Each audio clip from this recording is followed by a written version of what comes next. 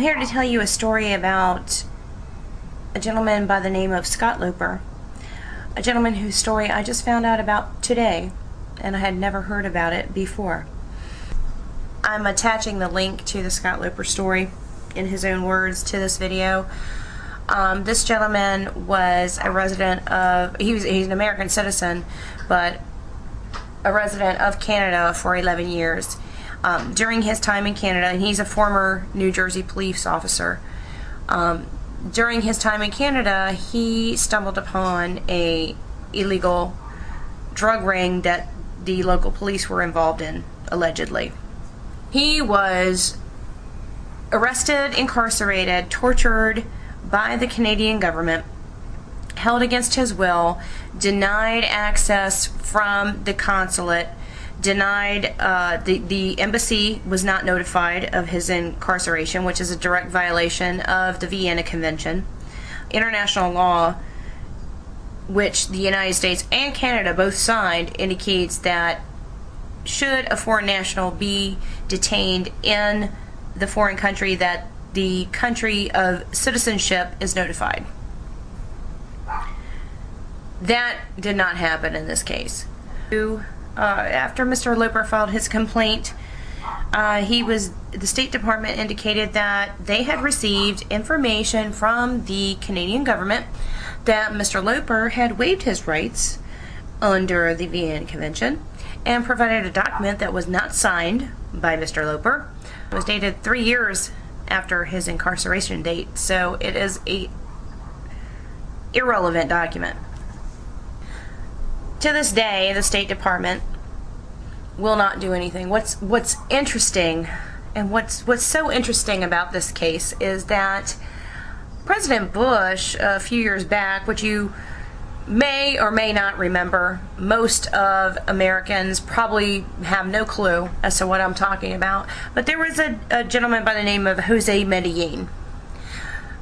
Medellin was a convicted rapist and murderer, incarcerated in Texas, and he was a Mexican citizen.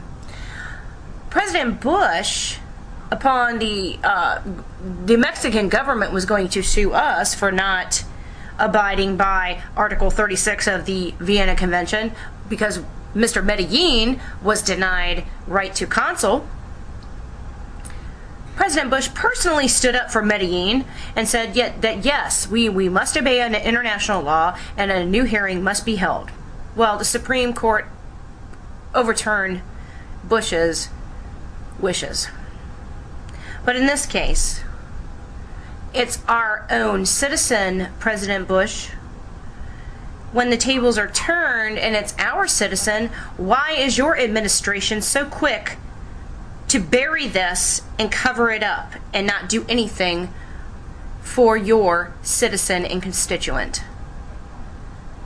What is Bush trying to do? Why is he appeasing to the Canadian government in this case? And why did he appease to the Mexican government in the last case?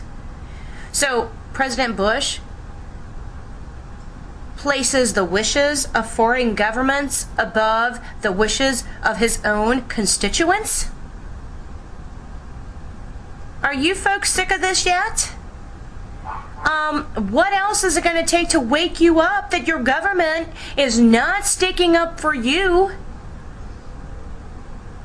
Are you going to wait until they blast down your door and come in with guns, taking your children off to a FEMA camp? Will you believe then? By then, my friends, it's too late. You need to do something about your rights. In addition to all this little bullshit that's going on in between the countries, you have H.R. 1955 has been passed, and there was only 6 people in the entire Congress to stand up and say no. Let me remind you folks that we elect you, and when you're elected, you take an oath of office, and in that oath of office, you swear to defend and protect the law of the land, the Constitution of the United States. So help you God. Now I have a litany, a laundry list of you folks that have done nothing.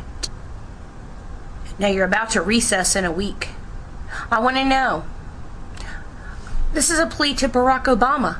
If you're a Barack fan, if you support Barack Obama, ask him how he feels about Mr. Loper's situation and what he would do as president for Mr. Loper's situation. If you're a John McCain supporter, ask Mr. McCain how he feels about Mr. Loper's situation and what he would do about Mr. Loper's situation. We know what the Bush administration will do. Nothing. And for those independents, ask Ron Paul. Ask Dennis Kucinich. Ask Chuck Baldwin. Ask all of them what they would do regarding Mr. Loper's situation. It is time that we take action. You need to light up that switchboard at the representatives. Call them, fax them, email them. Go to scottloper.com. There is a link to notify your congressmen, your representatives on how you feel about this situation. Do it now.